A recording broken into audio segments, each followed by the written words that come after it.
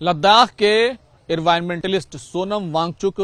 लगभग 1 महीने से एनएसए के तहत राजस्थान की जोधपुर जेल में है। लेकिन सुप्रीम कोर्ट में आज सबसे बड़ा सवाल यह है कि जिन ग्राउंड पर सोनम वांगचुक को हिरासत में लिया गया था और उनको जेल में रखा गया, क्या वो सुप्रीम कोर्ट में टिक पाएंगे? और जिस तरीके के सबूत या ग्राउंड सोनम वांगचुक के खिलाफ बनाए गए हैं, आखिर उसको लेकर कितनी मजबूती है? आज इसी पूरे मुद्दे पर बात करेंगे। मैं हूं खुर्रम शहजाद और आप देख रहे हैं न्यूज 18 का डिजिटल प्लेटफॉर्म और मेरे साथ हैं मेरे कैमरामैन हरीश। 24 सितंबर को लेह में हिंसा हुई और 26 सितंबर को सोनम वांगचुक को एनएसए के तहत यानी नेशनल सिक्योरिटी एक्ट के तहत सोनम वांगचुक नेशनल सिक्योरिटी के लिए खतरा है, ये कहते हुए उन्हें हिरासत में लिया गया था और उसके बाद उनको राजस्थान की जोधपुर जेल भेज दिया गया था। आनन फानन में उनकी पत्नी गीतांजलि अंगमो सुप्रीम कोर्ट पहुंची और कॉर्पस हैबियस पिटीशन दाखिल की कि सोनम वांगचुक कहां है, उनका अता पता नहीं है। उनको कुछ भी नहीं बताया गया है कि आखिर उनके पति को क्यों हिरासत में लिया गया है। ये पूरी कहानी थी सुप्रीम कोर्ट में केस आने की। उसके बाद सुप्रीम कोर्ट में जो सरकार की तरफ से सॉलिसिटर जनरल तुषार मेहता ने कहा वो काफी अहम था। उन्होंने कहा कि कानून में ऐसी कोई कवायद, ऐसी कोई लाजमियत या जरूरी नहीं है कि आपको परिवार के लोगों को या किसी दूसरे शख्स को यह बताना हो कि आखिर एनएसए लगाने का ग्राउंड क्या है। हमने डिटेनी सोनम वांगचुक को तमाम ग्राउंड बता दिया था।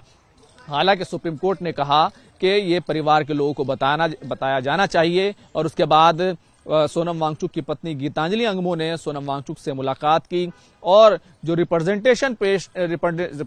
का एक सवाल था कि जो एडवाइजरी बोर्ड है एनएसए लगाने का, उसने अभी तक इस पूरे मामले पर कोई फैसला नहीं लिया है और ना ही रिप्रेजेंटेशन पेश किया गया है। तो रिप्रेजेंटेशन के तमाम कागजात और तमाम दस्तावेजात उन्होंने लिए, एडवाइजरी बोर्ड को सौंपे और उसके बाद एडवाइजरी बोर्ड पिछले हफ्ते ही, इसी हफ्ते ही वो जोधपुर जेल गया और जोधपुर जेल जाकर रिप्रेजेंटेशन जो है वो सोनम वांगचुक से उसने लिया। और इस दरमियान जहां जो एडवाइजरी बोर्ड के तमाम मेंबर्स मौजूद थे, जो पूर्व जस्टिस हैं ज्यादातर, वो तमाम लोग मौजूद थे, लेकिन साथ ही साथ गीतांजलि अंगमो भी मौजूद थी और उसी में ये कहानी खुलकर सामने आई कि आखिर सोनम वांगचुक के खिलाफ जो ग्राउंड है वो क्या है। और वो ग्राउंड ये है कि बहुत सारे वीडियो जो है वो ग्राउंड बनाए गए हैं कि सोनम वांगचुक ने बहुत सारे बयान दिए, बहुत सारे मैसेजेस किए और उनके स्टेटमेंट्स जो हैं वो ऐसे हैं जो नेशनल सिक्योरिटी एक्ट के लिए खतरा है। ये तमाम ग्राउंड जो है वो बनाए गए हैं। लेकिन इस पर जो सोनम वांगचुक की तरफ से कहा गया वो काफी अहम है। सोनम वांगचुक ने कहा कि मेरे जो वीडियो हैं जिनको ग्राउंड बनाया जा रहा है वो दरअसल कॉन्टेक्स्ट से हटाकर उनको पेश किया जा रहा है, यानी कि आगे का हटाया, पीछे का हटाया और बीच का कोई जुमला जो है वो ले लिया और कहा कि ये आपने गलत कहा है। जैसे सोनम वांगचुक ने कहा कि सभी लोग इकट्ठे हो जाएं, यानी कि अगर उन्होंने प्रोटेस्ट के लिए लोगों को बुलाया था, शांति के साथ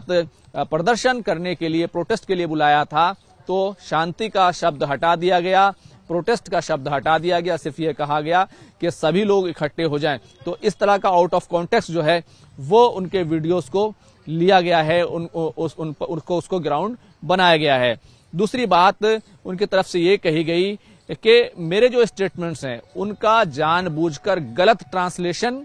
किया गया है, क्योंकि सोनम वांगचुक लद्दाखी हैं और वो लद्दाख की जबान बोलते हैं, हिंदी बोलते हैं, तो उनका जो ट्रांसलेशन किया गया वो गलत किया गया। अब ये तमाम ग्राउंड आज सुप्रीम कोर्ट में चेक होने वाले हैं, क्योंकि पिछली सुनवाई जब हुई थी तो उसमें ये सवाल उठ खड़ा हुआ था कि उनकी तरफ से यानी सोनम वांगचुक की तरफ से अभी तक रिप्रेजेंटेशन जो है एडवाइजरी बोर्ड को नहीं दिया गया है। तो अब रिप्रेजेंटेशन हो चुका है,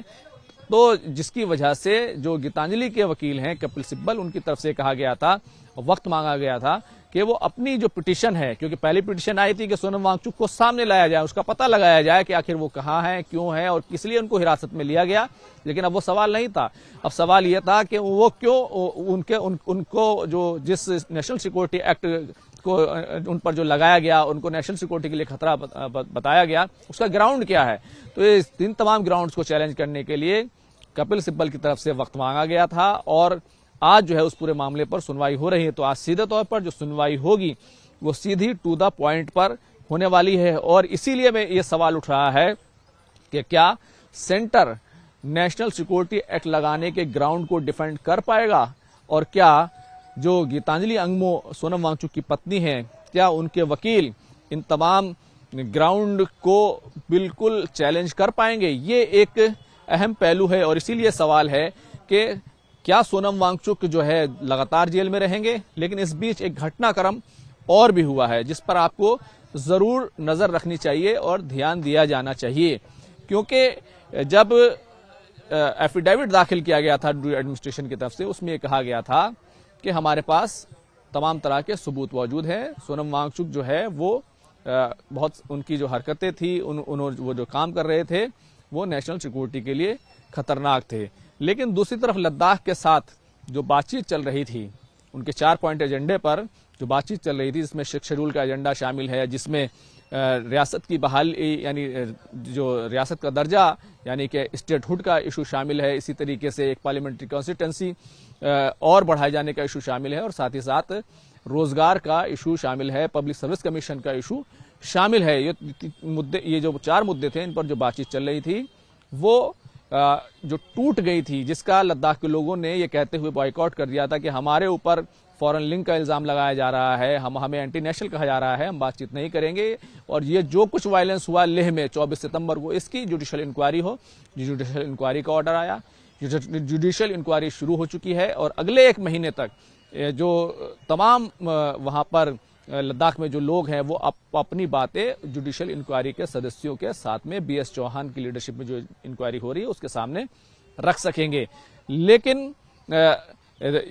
ये एक तरफ हुआ, दूसरी तरफ जो मीटिंग जो है, जो बातचीत टूट गई थी और 6 अक्टूबर की मीटिंग भी नहीं हो पाई थी, वो बातचीत 22 अक्टूबर को बहाल हो गई। 22 अक्टूबर को सरकार के साथ मीटिंग हुई और उस मीटिंग में जो सबसे बड़ी बात निकलकर सामने आई कि सोनम वांगचुक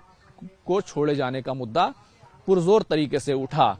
तो अब बड़ा सवाल यह है कि रिप्रेजेंटेशन आ चुका है और अभी तक एडवाइजरी कमेटी ने अप्रूवल नहीं दिया था NSA को। तो क्या